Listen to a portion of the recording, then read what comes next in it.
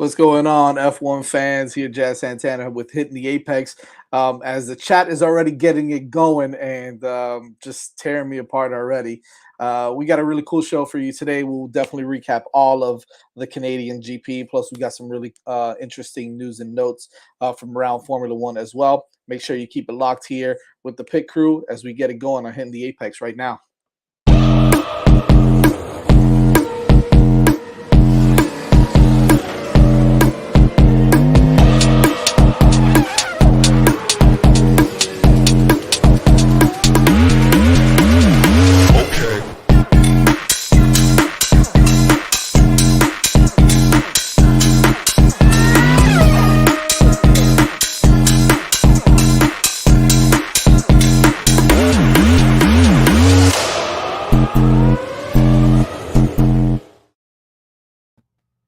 Man, you guys are going in on me already so early. I feel like it carried over from the last show. I know. What the hell's going on, man?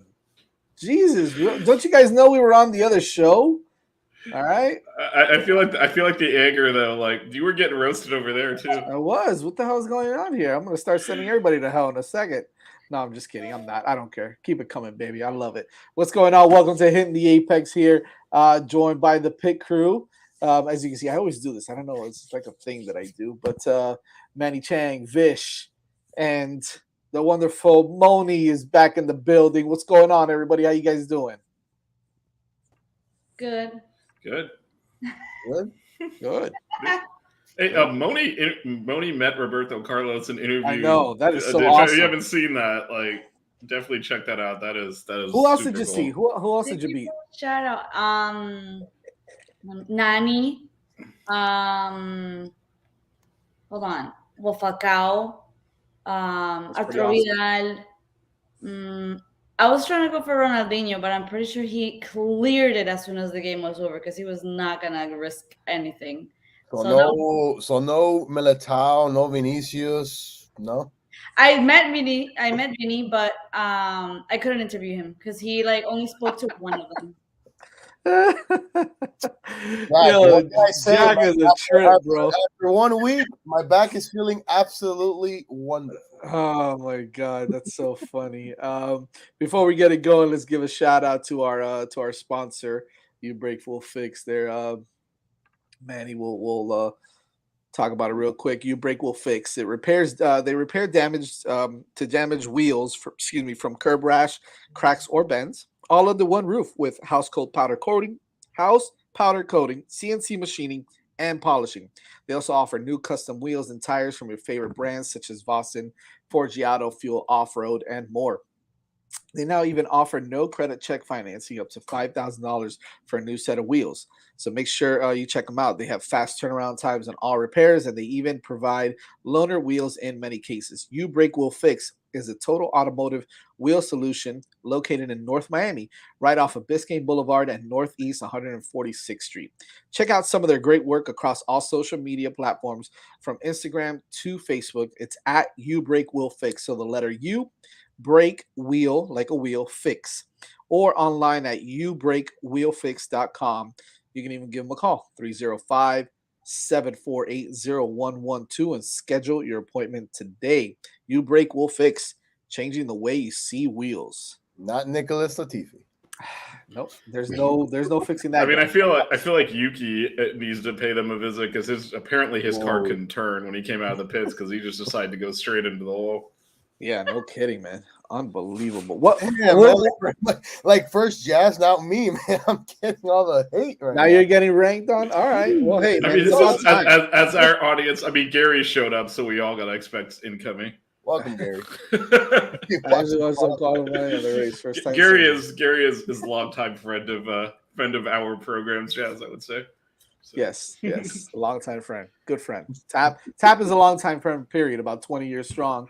He was my roommate in college. But anyways, I digress. Real quick, let's go over predictions. Right? I think we all had a prediction here for the Canadian GP, which was pretty exciting race. I think it's important to say that these predictions happened before Leclerc decided to start last. Right. That's another thing. Because I know what mine was, and I'm just gonna say that. Well, don't worry about it. We'll take that into account. We will definitely will. So, Manny, Sainz, Leclerc, and Checo. Listen, Ooh. Sainz was there though, right? He P2, but he was there. So you got that one. And then his surprise was I have picked Carlos Sainz to win at least 3 races this season, and he was almost there. He was almost there this time. But anyways, the man couldn't handle the damn hairpin. All right, listen to me. Listen to me. Your surprise was the best, though. Your surprise was the best. Oh man, I remember your surprise. I can't believe it didn't happen. That Latifi and Stroll were gonna crash. Hey, listen, Stroll together and crash into each other. Stroll finished top 10. That's all I gotta say. That would have been awesome. But no dice there. Vish, you had Leclerc, Max, and Checo. So you got Max, the only one there. I think we all only probably had one. And Stroll with the points. You got that. I got that Look one. at that, baby. Stroll with points. I like He that. somehow backed his way into a point. Nick, who's not here right now, had Max, Leclerc, and Checo. Got Max right. Russell out of the top 5. Again, did not happen. He feared it. He got it again, baby. Placing in the top 5. So let's see what else. Moni, you had Checo, Max, and still a point, Fernie. Still a point. Sebastian. Sebastian. Checo, Max, and Sebastian Vettel. Max was the only one. And Latifi in the top 7. God bless your heart. Oh, God. That was brutal. I mean, his I don't know if you guys listen to, like, they'll put you, like, our F1 subscription has like all the team ratings and stuff, but usually someone cuts up just like the end of race ones, and I think Latifi's crew has given up on him. Like at the end of the race, like, I hope you had fun out there. Usually they're like, oh, good effort, or like we could have done something this time. The truth is, he's only had one DNF this year, right? He's finished all the races, which is impressive and surprising as well. But top 7, that was going to be tough. And then I had Leclerc, Max, and Sainz. Look, I had 2. Oh wait, hey. I think I did all right. I had Max and Sainz. Right? See, if you had known, Leclerc was going to start at 19th, you had it right. Yep, unbelievable. And Vettel in the top 5 definitely was a no-go. So, isn't he getting replaced? Well, that's the word out there, right? That not necessarily, maybe not this year, but I think this is it for. I mean, he's a pay driver. It's hard to replace him in the middle of the year because there's money tied into it. So true, but probably it's last year. Guys, your take on the race, Manny. We'll start with you, man. Ooh, my takes. Thought maybe Leclerc had a much better opportunity. Unfortunately, he got actually in the middle of Alpine. I mean, it kind of seems if it's not Alonso, it's Ocon in the damn way of freaking people. So I thought Leclerc actually had a shot, man. He actually moved up, if my math is correct, at least 8 to 9 spots within the first 20 to 25 laps. And I'm like, wow, okay. Like now he's getting the pace. Obviously he was on hard the whole time. And once he got behind Ocon, you kind of had that feeling of, well, he's gonna have to figure it out with him real quick. If not, he might just stay there. And then obviously that I believe it was the virtual yellow flag that probably even cost him even more. And then you heard him going back and forth with his radios. Listen, I'm trying to get past this, guys. It's not working. I thought Max towards the end of the race getting that pressure from Sainz, I thought that was quite exciting to watch. But again, like Max again proves once again why he's the best right now. Whether he's in the front beating you by 2-3 laps, or whether he's able to just get you within the 5 laps itself. Now, a lot of people can say, well, it's Sainz, he can't drive his car yet, or people say, well, Sainz couldn't handle the freaking hairpin and stuff like that. So, but still, like Max never lost control of it. He looked perfectly normal and perfectly just like as a champion driver, man. And he just, won the thing. Now I will say this for Mercedes, because I've seen this a lot, and I guess, listen, it was Father's Day, so let me be excited, right? I am a father, and to see us win actually 3 and 4, hey, I'm gonna take it. But then I kind of realized, well, Checo didn't finish the race, and Leclerc started in 19th. And at some point after the restart, Lewis Hamilton was 15 seconds off the pace. So I guess all that came back to fruition on Monday, and I'm like, okay, but listen, I'll take 3 and 4, and I think this upcoming race in 2 weeks at Silverstone might be the determining factor. At least if not if Mercedes can get back in it, if they can even pull one. So, but hey, congrats to Aston Bull # Stroll. He actually got points in 10th place, and Latifi, you suck, man. Real quick, first of all, I'm actually very proud of you, Manny, for acknowledging the fact that if Leclerc had started at the front of the grid and Checo hadn't had some sort of system failure, that chances are that the Mercedes was going to have a hard time. 5 and 6 would have been our probably projected spots. So I will say this. I guess just to answer to that, I guess it's opposite. This reminded me that on Sunday, and I'm like, listen, let me enjoy. But on Monday, I'm like, damn. But opposite day, I guess, because Hamilton actually had pace. That like at the end there, man, you said he was 15 seconds down. He actually only finished 7 seconds down. He backed off. It was probably before the last virtual flag, maybe. Yeah, but they had that safety car, and actually, I don't know where that pace came from, but he was closer to Sainz than Russell was to him, and that lasted until the last lap. He backed off. So I don't know. We'll talk a little about the porpoising stuff. I was going to get to that, but there's no cheating. I'll just preface it by saying that there was no cheating. But I don't know where the Hamilton pace came from. So that's kind of my takeaway was. It's good to see the old boy back a little bit there and actually look like he give a crap because, we're a race or two removed from him saying, just retire the car. I don't want to drive this. Well, I was going to say that about Lewis Hamilton, but I guess nobody wants me to speak good about any other cars or any other drivers. So even though they finished 3-4, I think that Hamilton still had a shot because of the way he was driving and the pace that he had, which was very, very surprising. But then again, nobody was going to catch Max though, man. Like that. But I think. I don't know. The Ferrari had the pace, and he almost caught him. He almost caught him, man. See, but here's the thing, though. I'm pretty sure if it's Leclerc and Sainz car, it's much closer than it was in. No, it's not. It's not. No, it's not. Really? You don't think so? Because to me, Leclerc knows how to get to it. Carlos Sainz just gets nervous, and then I don't know. Sainz didn't show any nervousness there. He drove pretty brilliantly. He just couldn't get him. He just couldn't get him at the end, and Max just had too much pace. But it was right there. He got down to what 0.2 of a second, and with DRS, and he just at the end of the day couldn't overtake. But Max it got close. Making mistakes. It got close, and that's the thing, right? That's the thing. And I know Vish, you're going to say that because he didn't make any mistakes at all. Yeah. Just answering Jack's question in the chat, they weren't actually allowed to run the second floor. They ran it, and it wasn't a second floor; it was like a second stay. We'll get into this a little bit, but they took it off after Friday practice because they felt they were going to get protested. But there's a whole thing about that we're going to get into in a bit. But no, they did not run it. Gary writes, having the pace is barely keeping inside the DRS? ? Yes. Because what happens is the outflow off the car in front, it's really hard to follow. So you lose 10ths of a second just by being that close to someone. So if you're able to stay in DRS, you're actually significantly faster than them. That's because of the dirty air, right?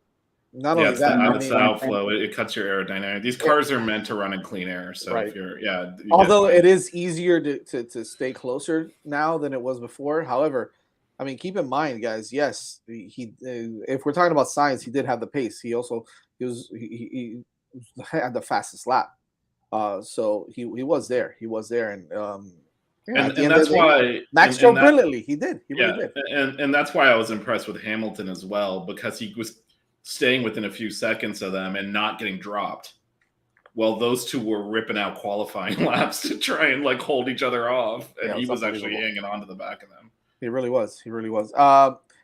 Moni, what's your take on the Canadian GP? I actually enjoyed it a lot. I think this is one of the races that I've enjoyed the most the whole season. I just feel like there was a little bit of everything, and the starting grid, it was a little unusual, like something different from what we've seen the whole season. So personally, I really enjoyed that. I think Ferrari had a really solid weekend, especially with Leclerc. He kind of worked with what he had, and he pushed through the circumstances and stuff. And I think that Ferrari, they had a little bit less to worry about this weekend in terms of reliability. So I think they seem pretty solid, and of course Red Bull. I mean, yeah, Max had a flawless race and a very solid weekend as well, but it's also a little bit gloomy over there with Checo and everything. So for Red Bull, I definitely see it being like a 50-50 weekend. And then Mercedes, I'm sure they're hyped about their results and everything. I'm actually personally kind of happy for Lewis Hamilton. When he won, he was like, "Yeah, I'm starting to feeling young again." I was like, "Yes, yes." Yeah, miraculously, his back didn't hurt anymore. By the way, Yeah, Right. I know, but I was like, Unbelievable. "Good for you." All of a sudden, Let's not miracle. lose Oh, our. Yeah. come on, we're not athletes. Stop this. Stop. I was like, let's not lose our back over porpoising. So good for you. But yeah, overall, I really enjoyed it. I think it was a really pretty cool race, and a bit different from everything we've seen this season. Yeah, definitely. Nick, your take on the race. I mean, lots of what I really like is when the drivers are able to compete and really race against each other, and there's a bunch of overtaking and stuff, because that's what the fans really like to see. We don't like to see like you know drivers 15 seconds apart from each other, or 25 seconds, like how we've seen from first and second place in some races. So the fact that the top 1-2 battle was neck and neck pretty much for like the last 15 to 20 laps. That was really intense to see, because it was like, well, if Max makes one mistake here, then, Sainz could take him over for the lead, and that's it. So that was luckily for Max, though. I mean, he had a flawless race, especially in those last 15 laps. He never made a mistake at all, and that was, that goes to show you how his experience came into play. Coming off of last year and probably some of the years before. So he pretty much stood out as far as I'm concerned, uh, for the driver. But I mean, Carlos Sainz drove an excellent race. He was my driver of the day, in my opinion. So I really think he showed a lot of moxie. He showed that he could stand up there toe to toe with guys like Max and like Leclerc, if he really wants to. It's the fact that maybe he didn't have the car before, and maybe because Leclerc was starting in the back of the grid, maybe Ferrari kind of put a little more effort into it. Maybe that could be the case. But at the same time, I think Sainz definitely showed that he belongs up there with the top guys. A couple things, and Vish, you kind of noticed this and then spoke about it this past weekend when we spoke off air. But Sainz actually, you know, held back right in a lap to cool down the car a little bit, and was still within DRS. It was one of the final laps. I think it was inside of 10 laps left. He had to kind of pull back a little bit on one lap to help the car cool down a little bit, and then just picked it right back up. And that kind of shows you the type of pace that Sainz had. That's the first thing. The second thing that I was really excited about was how Leclerc kind of battled all his way back, right? That recovery race. I mean, we all knew that he was going to end up, finishing inside the top 10 at the very least, right? But I think you saw that issue that he had with the Alpines with Ocon and Alonso and not being able to get around Ocon. Then obviously, if correct me if I'm wrong, but what kind of helped him was the virtual safety car where he was able to pit and change the tires, and then he was able to kind of recover again, right? He had to recover again, and then he was able to get past the Alpines and finish in fifth. Hell of a drive by Leclerc. I don't know if he was ever going to catch the top 2 or 3 guys, anyways.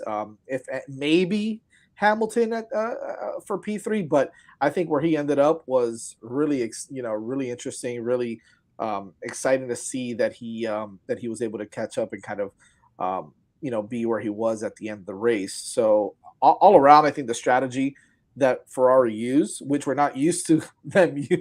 We're not used to them having, a decent strategy. I think the strategy for both Sainz and for Leclerc worked out the way that maybe we saw.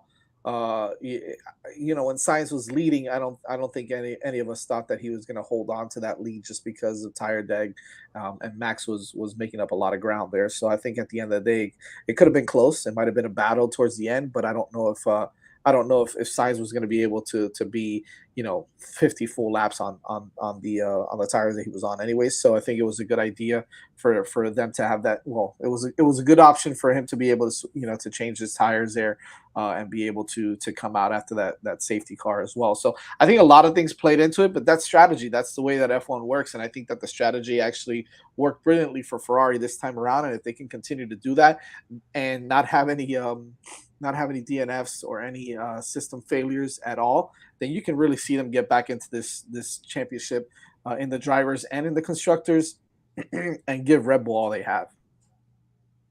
Vish, I think you wanted to say something. Yeah, it was just one of the things that kind of hurt Leclerc a little bit is that final safety car did bunch the field up and allow him to take the Alpines, but he also had pitted. So he was on old tires at the end of the race. If he actually had, because Sainz was challenging Verstappen, and he had new tires because he pitted under the safety car. Right. So I do think, I don't know, honestly, I don't know if Leclerc would have been able to get Hamilton anyway, just because the pace he was showing was pretty remarkable. But I think he definitely would have had Russell there because he ended up only a few seconds behind him, and if he had fresh tires. So I do think he got a little bit lucky with the safety cars, but it didn't totally work out for him. Like there was a different world where that safety car comes right when he needs to pit. He gets a free pit stop and he's sitting on fresh tires. Right. So he still had to work through it. But we've talked a lot on this show about how he can get impatient, and he was very methodical in how he worked his way from 19th to 5th. And, that's how you frankly stay in the championship. You collected a bunch of points. He obviously fell further behind, but that was always going to happen when you take all those engine penalties. So, right. He didn't get dejected because he did get stuck in a few DRS trains. Very easy to get frustrated and kind of throw the race away, but you just stay with it. And that was really showed a level of maturity he's frankly not really been showing. So now I have a question, because so for instance, Ferrari took their penalties now, right? So they took the penalty. They started at the back. What happens now? I don't know this part of the sport too well as far as what they can do now regarding their engine, the parts, because obviously they've used more parts than they were allotted. How does that work now? Do they have an opportunity to kind of still build up their car and upgrade their car, even though they took these penalties? Are they going to incur more penalties down the line? How does that work? They'll incur more penalties but it's very specifically what you take penalties for. You're restricted on the number of engines that you have and the number of turbos you can use. So they actually replace turbos. If you go over that allotment, every time you change it, you get a 10-place penalty. The motor and engine components, it's a 5-place penalty. So they just changed everything and said, we'll start at the back. Gotcha. So if they have to go in there and change those again, then they will incur further penalties. But that doesn't prevent you from changing anything else on the car. And actually, Checo had another engine. I think all these teams are going to be. Ferrari's just the first one. Right. Yeah, you're going to see. You're definitely going to see Red Bull and Mercedes maybe take some. Well, because again, keep in mind, these are new engines too. We talk a lot about how they changed a lot of the aerodynamic stuff on the car. These are not the same engines they've been running. So, they're working out mechanical issues. And that's why everyone's struggling with reliability. We saw multiple cars just stop on the track this weekend, and not just the Ferrari one. So I think by the end of the year, you're going to see a lot of just teams taking engine penalties, and probably similar to what Mercedes did last year for the front runners, is strategically taking it like Ferrari looked at this track, saw the consecutive DRS zones, and felt, this is a track where you could make up spots. If you're going to Monaco or something, you wouldn't take the engine penalties because if you start last, you're probably going to finish last. Sure. So you strategically time those penalties, and I think they did a good job with that. Which again, not just maturity from Leclerc, but Ferrari making a smart tactical decision. I Yeah, mean, no it was kidding. upside down weekend. I was very surprised about that. Real quick before we get into the rest of the stuff, I just want to get your names on driver of the day. Manny, who's your driver of the day?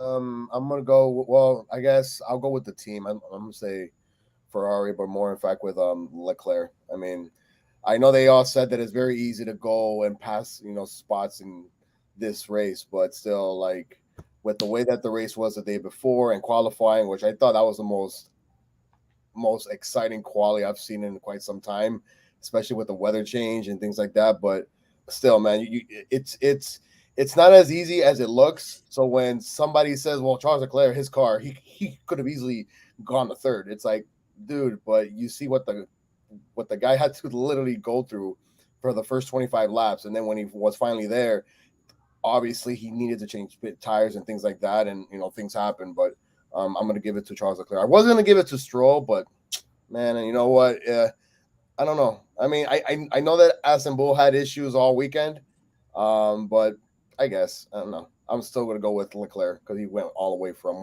19. That's pretty cool. Vish, who's your driver of the day? Zhao. Zhao. Nice. That's a good one. That's a good one. By the way, our boy Bottas last two races hasn't been very on point ever since his buttocks picture or whatever went viral there. So Zhou Guan Yu is legit. Nick, who's your driver of the day?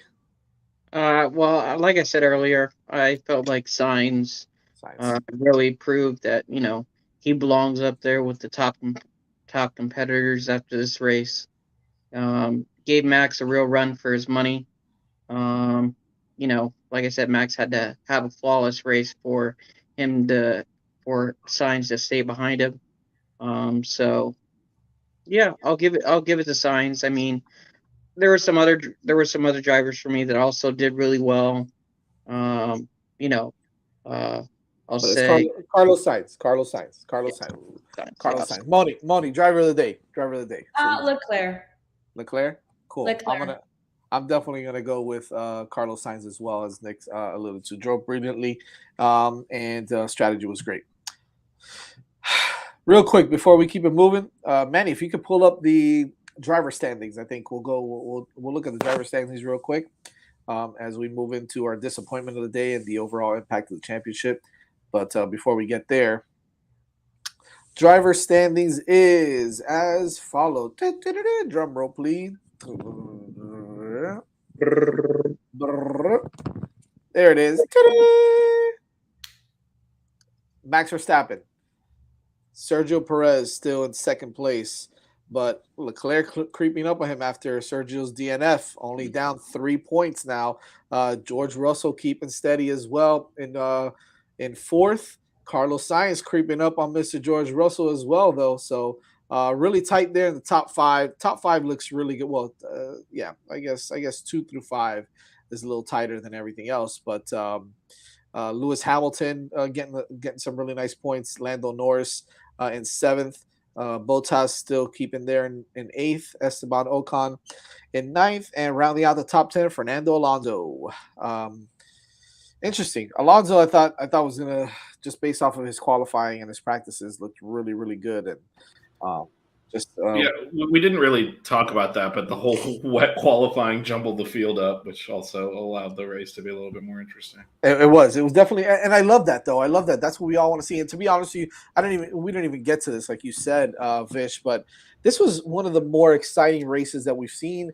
And I think that head-to-head battle that we hadn't seen at the top since Bahrain, really, we got to see it now because Sainz and Max were really battling it out those last 15, 20 laps. So I think that was exciting to see. But hopefully this kind of keeps it going.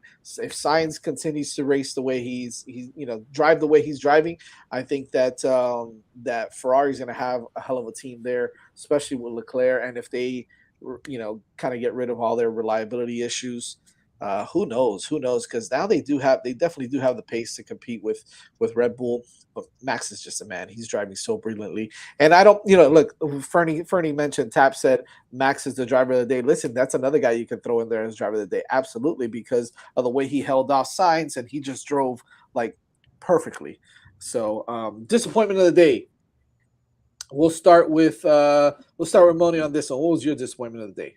Alonso. Alonso. Okay. Mhm. All right. Fair Yes, enough. I thought I thought that Alonso was gonna kind of carry over the momentum from like the rest of the weekend into the race, and it just didn't happen. So he's my disappointment. I'll go along the same breath, and I'll say Sebastian Vettel because I think he was really good in practice as well, and in qualifying he didn't do too bad. Well, actually, I take that back. He was really fast in practice, and then all of a sudden Q3 came around, or was it Q1 right? Q1, yeah. Q1 Both the came around. Austins looked really good in that They last really wet did. practice. They're like, they got this. They couldn't get out of Q1. And then they couldn't get out of Q1. So that was disappointing for me. And then of course, obviously in the race, not what I projected. Nick, really quick, your disappointment of the day. I'll go with Norris. Lando. Yeah, he really stunk it up this weekend, didn't he? I mean, to be honest, McLaren hasn't been that impressive the past couple of races. So True. Maddie, disappointment of the day. Before I get to that, I have no issue with George Russell trying to go on slicks and quali. I'm gonna go with Team AlphaTauri in general. Okay, Vish. Yeah, I was gonna. Well, first of all, George Russell can want to go on slicks. Mercedes shouldn't have let him. It's not his fault. You got to tell your driver it's too wet. I see your point, Vish, but at the same time, if you're gonna really just stay within 3 to 4, it doesn't hurt to try it. I mean, I don't. It does hurt to try. It's too wet. You have data. You know it is. Sometimes you got to take risks when you're the third best team on the grid. He wouldn't crashed. Because it was too wet. Oh, this is Mercedes, man. They'll freaking fix it. Like, prediction. This is not K-Mags or. It's not his fault. Like I agree with you. It's not his fault for saying, "Let me try something." The team's got to know better. Every other car was like, "No, this is too wet." And you're like, "Well, we know better." And he goes and literally the first turn on the fast lap, he loses it. It's like because it's too wet. I don't know how you can defend the team decision to allow him to do that. I stand behind it. All right. Stand behind qualifying down the order. So I'll go with Tsunoda just because we're through 9 rounds, Vish. I have no choice. I'll go with Tsunoda. I know Manny went with the whole team, but that he was actually in a position to score some quality points, and I think he must. My only thing is he must not have been paying attention, or sometimes when they're coming out of the pit, they're fiddling with. But he just went straight. He drove straight out of the pit, just straight into the wall. Which sounds a lot like Tsunoda, though, right? If you think about it.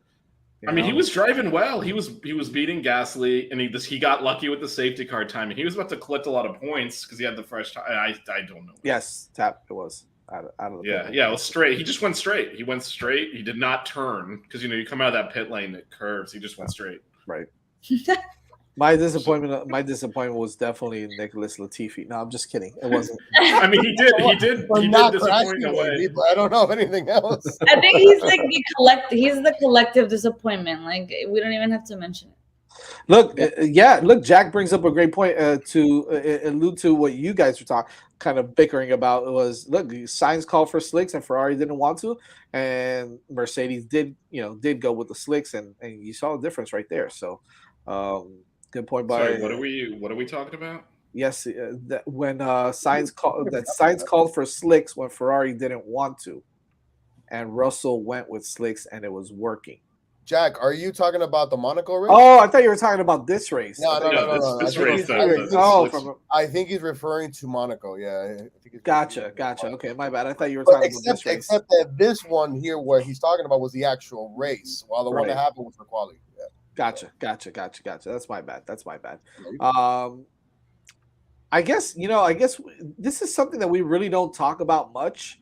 The overall impact on the championship. I know we've kind of mentioned it here and there, but this track, this race altogether, this is something that we really didn't see a lot of, that we haven't seen a lot of this year. And I'm not talking about the midfield. I'm talking about at the top, right, where there's been a legit battle for P1. We saw it in Bahrain with Max and Leclerc. We really didn't see it in Australia and everywhere else, Saudi Arabia. We saw them going back and forth, and then one got a DNF, the other one didn't, and then or one just completely dominated, so on and so forth. What does this say, not only from a points perspective, but also from a team perspective? And I really want to kind of focus. I mean, do we have a choice? Really, it's Red Bull and Ferrari, right at this point. What does this say about the overall impact that it has on the championship when we saw both Ferraris finish in the top 5, no reliability issues, and you got Red Bull, who now obviously had Checo did not finish, had some reliability issues. Max almost getting caught by Sainz.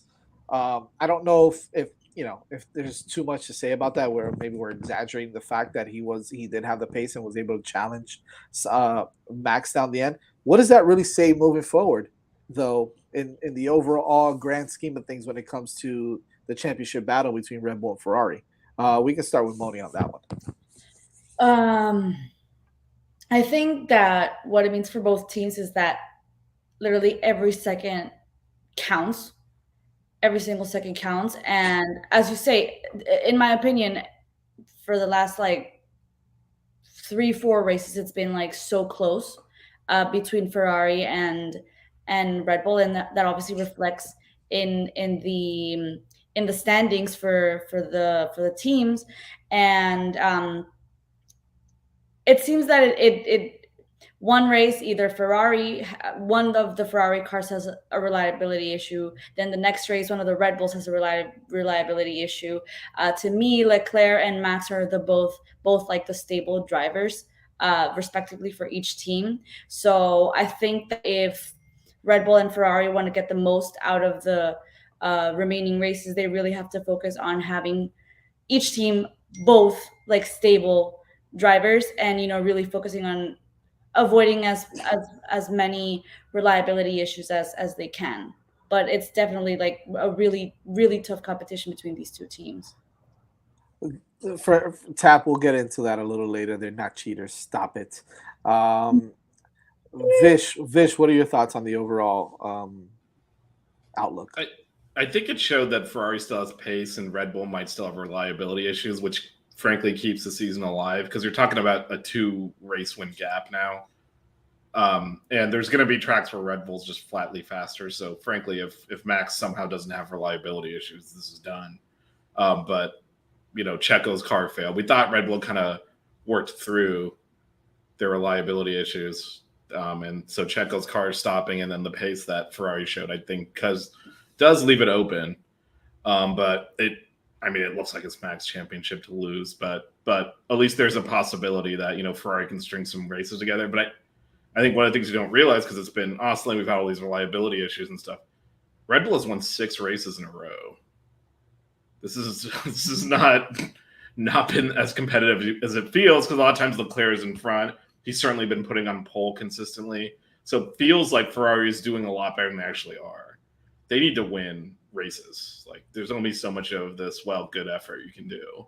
Right. They need to win the next race. They're going to break that string up and start moving the points the other direction, and then they're going to need some DNFs from Max. They're still in it, but it's a long way back. But this could have been the end, and it wasn't. If Leclerc does not slice through that field and finishes in 10th, it's probably done. Yep. So capturing those points, keeping that momentum going, and taking it to the next race was big. And like you said, both Ferraris finished, which hasn't been happening. So, but they got to actually go win races now, because if Red Bull gets to 7, 8, 9 wins in a row, it's obviously done at that point. I just Manny. before we keep going, just real quick, I want to know your guys' opinion. I don't know if the outcome would have been the same for Sainz if Leclerc and Checo would have been at the top, which I really doubt. He had the pace, right? He had the pace all race. It was such a weird race, just because of the timing of the virtual safety cars and the safety cars. The race reset in the last 15 laps, where they were on completely different strategies. Sainz was in front by 10 seconds. Max was chasing him down when Yuki went straight, and kind of reset the whole race. So I don't know. They were just completely different strategies. And actually, the one person who made up his own strategy, which I know is disappointment of the day, Alonso did not pit in either of the virtual safety cars for some reason, which is why he was just going so slow and getting passed by everyone. And then but he you know, blamed it on Max, engine issues. yeah. Well, I mean that they did also have that, but Max, you know, took the first virtual safety car. Sainz took the second, so they were offset, and then they were never really near each other because they were pitting out of sequence until the safety car. So it kind of brought everything back. So if there's two other competitive cars in the mix, like do the teams split strategies? You know, there's all sorts of stuff in play there that we really will never know. Well, right now, if Ferrari continues to, you know, do what they're doing now based off of what we saw in Canada, then there is two drivers that now you have to possibly change your strategy because of the way that Sainz is starting to drive, or is it still, you know, if Leclerc is kicking ass, this is Leclerc's and that's it, you know. But if you see Sainz is challenging and being competitive, what do you do? Right? If you have the opportunity, you tell him to move over and let Leclerc through. Yeah, you have to do it. The point total is 2. Like he threw it away. Yeah. I mean, you're talking about Leclerc being 50 points back. Sainz is behind George Russell right now. Like, what are we talking about? If you end up in a situation where they're riding one through and Sainz is in front, he's got to move out of the way. Yeah. I don't know, Manny, you have a different take on that? Yeah, no. I agree with Vish. It's just for me, if I'm Sainz, man, this is probably one of the most positive weekends that I've had in such a long time, right? Overall. And my boost is there. I feel confident again. I mean, that's how I feel. I mean, if you guys look at the picture that I selected for our show, it's his garage, right? So that to me was a sign there to say, man, maybe he's finally, you know, because we know what he's capable of doing, right? So when somebody says, well, Sainz is driver of the day, like Nick said, but these are just things that we should already, you know, like we already know this already. His issues have been he just hasn't been putting it all together. So, man, it's going to be tough to see how Sainz, not how he reacts, but listen, we all know that Leclerc is the P1 of that team, and we saw what he did on Sunday without a question. And if he didn't have issues in Spain, he would have won. If he didn't have bad strategies in Monaco, he probably would have won, right? Those are two races there that should have been there for the taking. And if anything showed after this weekend is that Ferrari still has the best car. Yes, in a straight along speed, it's all about Red Bull. But now these tracks are not going to become that. And Ferrari knows that. And I think, you know, again, to ask Carlos Sainz to step over. And you know what, though? I think Vish is right, though. I think Carlos Sainz missed his shot. He missed his shot. So now what he's going to have to do is continue to race and drive hard. He's just going to continue to do what he's doing. His confidence now probably is an all-time high. But it's like, buddy, when the pressure was on, you didn't perform. Well, I mean, the reality is he's a number 2 driver, and so is Checo. So they'll still have they're in the fastest cars. They'll have Checo's already won a race this year. He'll have those opportunities, but there's also times where they're going to have to prioritize Leclerc over him. Yeah, that's just the reality of it. Like Bottas won races every year. Yeah. So my last point is I mean, but when it came down to it, you had to let Lewis through, right? It's the same thing now. So my last point is I feel like this weekend was a win for Ferrari, and they should build off that. And there's no doubt in their minds that they should know that they're the best team or they have the best car. Now, with Red Bull, you know, they had 2 DNFs in the beginning, or 3, right? Was it 2? You know, it was 2 in the first race with both drivers, and then obviously Max. They fixed that issue, and now all of a sudden it's come back again. Ferrari needs to capitalize, right? Enough with these having engine issues and turbos. They need to start winning races. That is about it. And in 2 weeks, Silverstone is a Ferrari track. If I look at it, you know, clearly, there's no, you know, question about that. So I think Ferrari right now has a great shot of, you know, their confidence in an all-time high. Sainz finished the race. They both finished the race. So let's see what happens there. Nick, your take really quick before we get into news and notes. I mean, if Ferrari can have both drivers competing at the same time, then they definitely have a shot. You know, if Red Bull's reliability issues continue, where like either Max or Checo DNFs, and both Ferrari drivers can stay on the grid and finish like in the top 5 or higher, then yeah, they definitely have a shot to compete, and Leclerc can get back into the drivers' championship, and Ferrari as a team can get back into the constructors. But they need a little bit of luck from Red Bull and their reliability issues to really, compete, I feel like. I feel you. I feel you. Really quick before we get into the news, pull up the constructors. Here's how the constructors series stands as is. Obviously with Red Bull at the top, but the gap has shrunk a little bit, if I'm not mistaken. Right? Looks like Ferrari's made up some space with the top five finishes for both racers, for both drivers. Excuse me. Red Bull with 304 points. Ferrari, I mean, they're still pretty far behind, 76 points behind. And Mercedes, I think the gap between Mercedes and Ferrari opened up a little bit. Not a lot, but a little bit. So it's about 40 points now. And then you've got a McLaren behind them in fourth, way behind Alpine, Alfa Romeo, AlphaTauri, Aston Martin, and Haas. And then Williams. I didn't even see Williams there. So Williams, obviously Williams in the 10th position. So it is what it is. Hey guys, does Alfa Romeo have a shot at overtaking Alpine? And I mean they're only 6 points behind, so of course Alpine and even McLaren. Yeah. Well, I was thinking. So I will say there's different groupings, right? So Red Bull, I know Mercedes is closer to Ferrari right now, but that's mainly due to reliability. It is kind of Red Bull, Ferrari, Mercedes is almost by themselves. Like, they're not really going to threaten to win the Constructors' Championship, but they're also under zero threat from behind them. So they're almost like working in their own world there.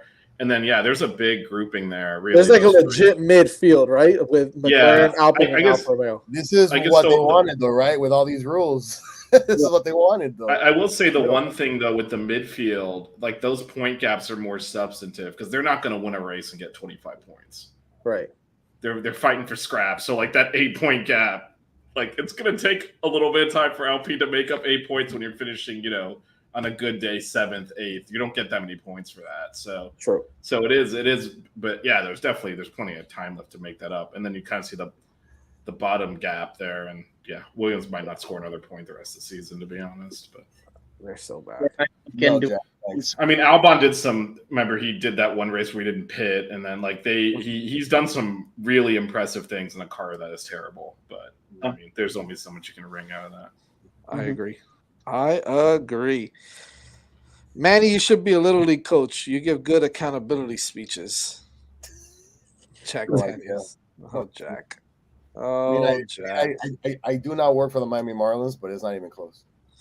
All right, little league coach. Check this out. Yeah, this is the part of the show where I'm gonna mute myself and I'm gonna let you guys handle it. And Nick has a lot to say about this, by the way. Well, let me walk through exactly what happened. After our show last Wednesday, we talked about like they can't really do anything with porpoising. It's the way the cars are designed. It would probably be unfair if they tried to, force changes on teams just because some of them didn't design a good car. Cough, Mercedes. They actually did try to force changes, and there were kind of two directives they put out there. One was some nebulous thing about how we're going to measure the porpoising and come up with some kind of standard, but they were just evaluating it. And the other one was the one that got a little bit less initial press attention, but they said that the teams to control porpoising could put on a second, what's called a floor stay. So if you look at the side of the cars, you'll see like what looks like a little wire running from the floor into the side. That's to help with some porpoising. That's allowed. One of them is. So the FIA just said, oh, you can do another one. And this is where it gets a little shady. So the only team that was able to actually do that happened to have extra parts for this and had it bolt easily onto their car was Mercedes.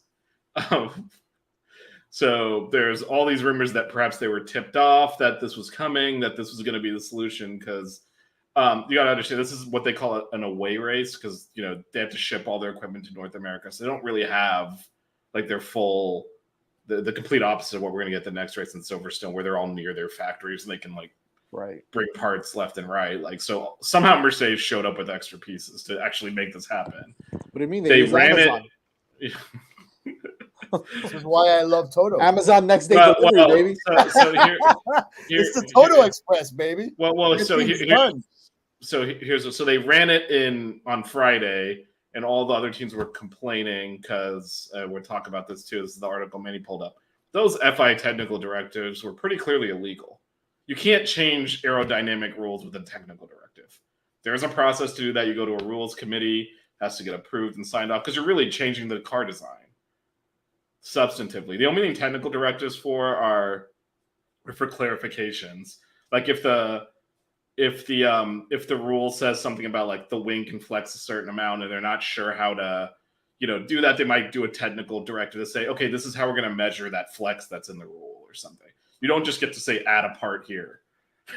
Like that's a completely different car then. So all the teams are like, we're going to protest this. And based on what happened in Monaco, where the race director's notes said you cannot touch the pit line, and then the protest after the race, they said that race director's notes is illegal because it violated the actual technical guidelines. Right. And throughout the protest, Mercedes was not going to run something that looked to be illegal. So they took it off the car. So they didn't actually run it other than Friday. But yeah, now there's questions about how did they know that this was coming? Did they know that this was coming? Because they had all the parts ready to implement it. Insane. But I think that the other thing is the FIA just continues to be, there's just no consistency. Like you can't change rules. And that's like the common theme, though, Vish, this whole season, though, right? I mean, it's just whether if it's one team or the other, it's just there's certain rules that don't have clear language, and then there's other stuff that's clearly it's not right, it's not legal, and then it's like, well, nothing really happens. So. Well, yeah, in this case, Mercedes ended up taking the part off the car after running it on Friday. So which Friday, if I remember, was probably the worst drive of all. Yeah, it didn't work. Right? I mean, that's what it's saying. That might have also contributed to them taking it off. Why am I going to get protested? This thing isn't working. If we're going to cheat, we might as well win. If we're not winning. But what Bonotto says in the quote that May show is absolutely correct. Like you can't change regulations with a technical directive. They have to go through like a committee to approve it. And none of that happened. They just frankly made it up. So continues to kind of be a little bit aimless here.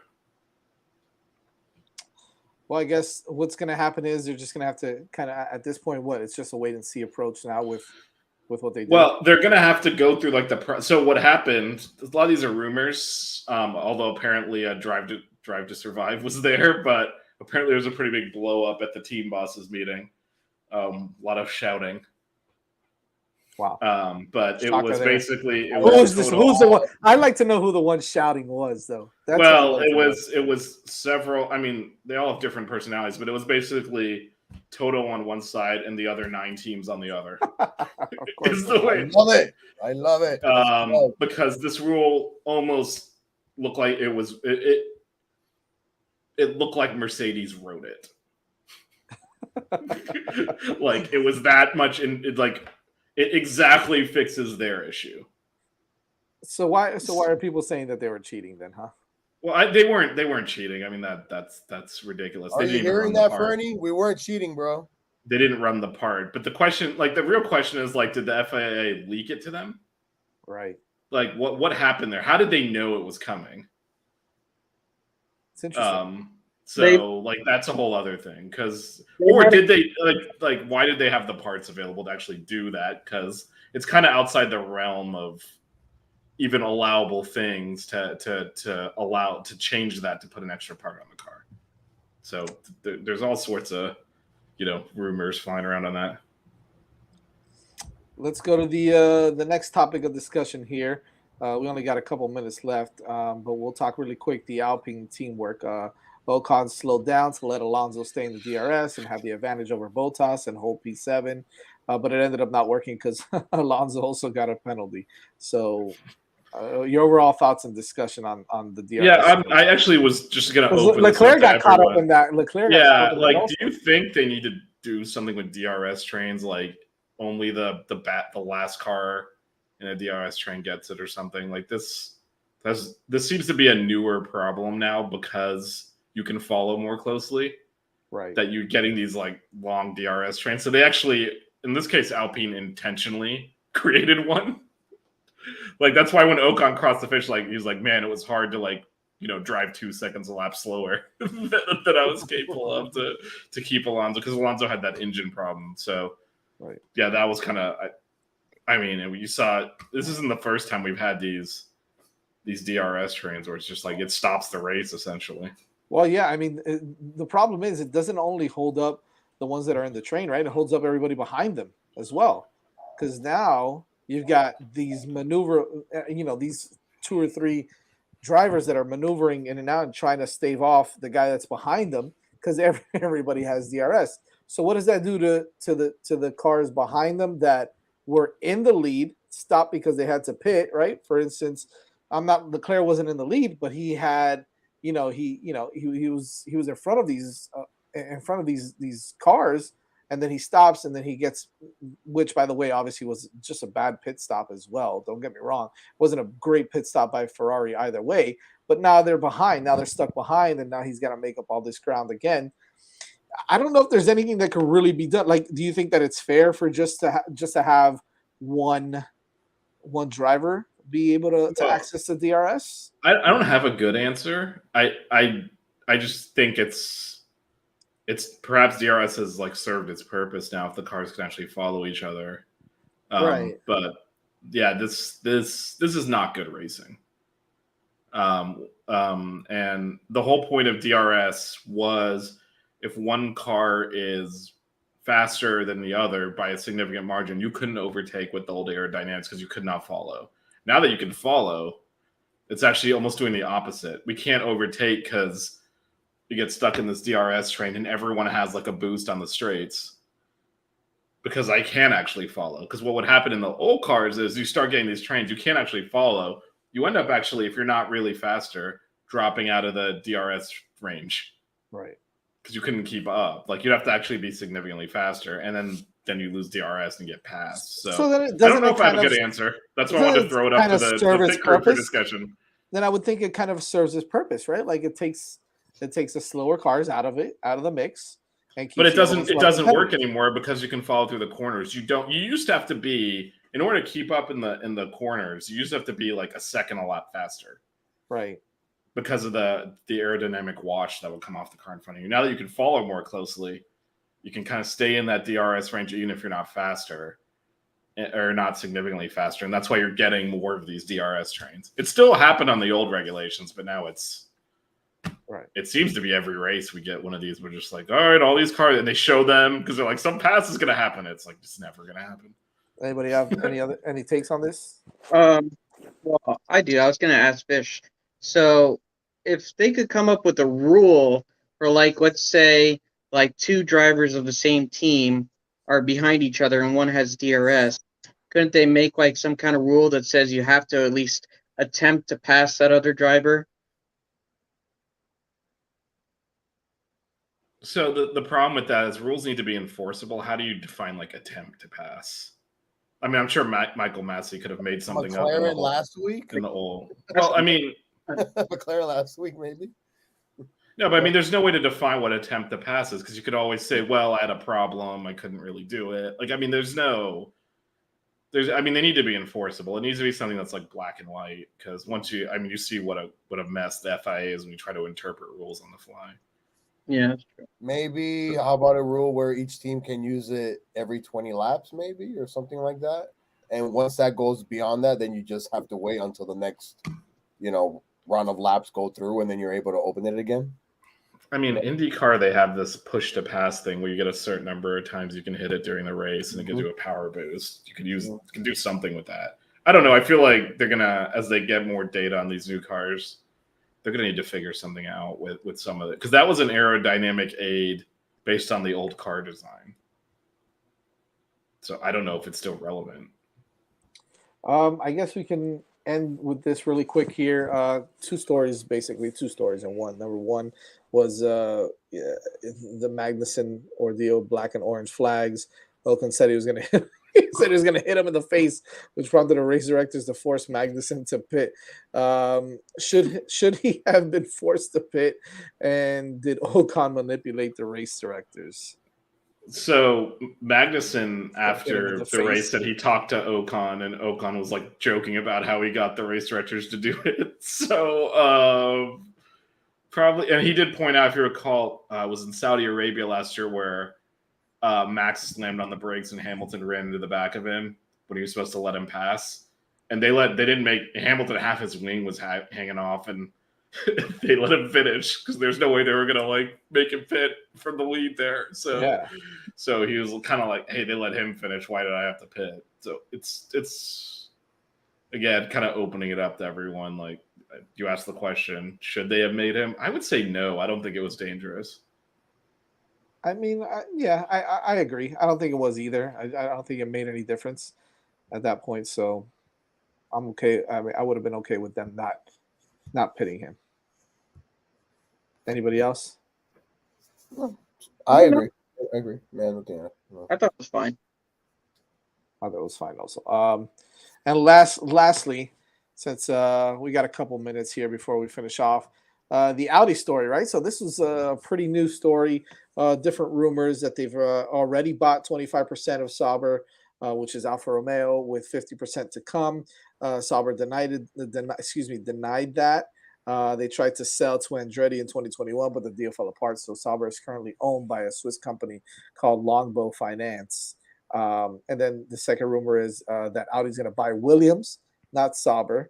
And that given that Williams has worked with BMW in the past and it's comfortable working with German automakers. And then third thing is Audi previously unsuccessfully tried to buy McLaren, so we all knew about that one. So the question is it inevitable now that Audi is going to be joining Formula One in some way, shape, or form, whether it's Alfa Romeo, whether it's Williams, whether it's someone else? That's the first question, right? So it's a simple yes or no question there. And then number two is, where do you want to see them end up? So that's an interesting one. We'll kind of go around the horn on that one. We'll start with Nick on that one. It's a tough question, Jazz. Well, that's what we're here for, baby. We ask the tough questions.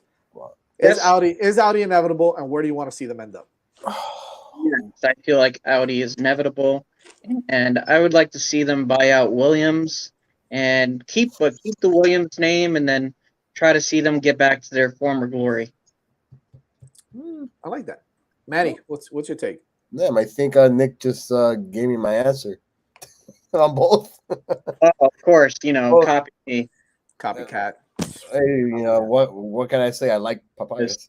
Go next. Vish. Yeah, in terms of where, I actually would like to see them buy Haas. That's what I was going to say, but a team with no money, right? That really shouldn't. Williams doesn't have much either. They have an investment group behind them, though. It's not like this whole like Haas is running on. I mean, I know Gene Haas is rich, but they're almost running under an old model of where you had like the team owner as like some dude. All these other ones are backed by financial firms, investment banking, or car manufacturers, or they're big corporations. And then you got Gene Haas owns this team. So I'd like to see them kind of modernize a little there. I like that. That's a good one. Moni, what's your take on that? I think it's inevitable, and I agree with Fish. I wouldn't mind seeing them by Haas. Haas is an interesting one because I think with a little bit of money, they could be competitive. I think they could be a competitive team. And they'll be battling with Romero and Alpine and close to.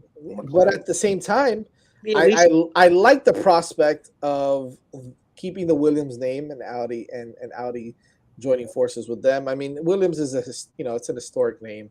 It's an historic, F1. When you think of Williams, a lot of the newer F1 fans don't.